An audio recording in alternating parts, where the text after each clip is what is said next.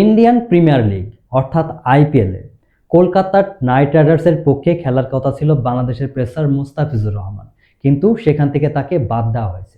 মানে মুস্তাফিজুর রহমান আইপিএলে এবারের আসরে আর খেলতে পারছে না। কারণ হিসাবে তারা দেখিয়েছে নিরাপত্তা সংখ্যা, অর্থাৎ ভারত সরকার মুস্তাফিজুর রহমানকে নিরাপত্তা দিতে পারবে না। বাহ, একজন মানুষকে যদি আপনারা নিরাপত্তা দিতে না পারেন, তাহলে আগামী ফেব্রুয়ারি মাসে যে টি-20 বিশ্বকাপ রয়েছে, সেই বিশ্বকাপে বাংলাদেশের 15 সদস্যের দল যাবে, সেই দলকে আপনারা কিভাবে নিরাপত্তা দিবেন? মুস্তাফিজুর রহমান একজন মানুষ, তাকেই আপনারা নিরাপত্তা দিতে পারছেন না। তাহলে টি-20 বিশ্বকাপে বাংলাদেশের যে পুরো দলটি যাবে খেলা করতে, তাদেরকে আপনারা কিভাবে নিরাপত্তা দিবেন? মুস্তাফিজুর রহমান কোনো রাজনৈতিক দলের সাথে সম্পৃক্ত নয়।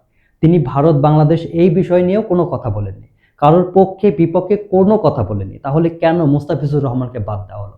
শুধুমাত্র নিরাপত্তার সংখ্যা দেখে মুস্তাফিজুর রহমানকে আইপিএল থেকে বাদ দেওয়া হয়েছে। আরে ভাই, মুস্তাফিজুর রহমান সিঙ্গেল একজন মানুষ, তাকে যদি ভারত সরকার নিরাপত্তা দিতে না পারে, তাহলে বাংলাদেশের 15 সদস্যের যে দল যাবে টি-20 বিশ্বকাপ খেলতে, তাদেরকে আপনারা কিভাবে নিরাপত্তা দিবেন?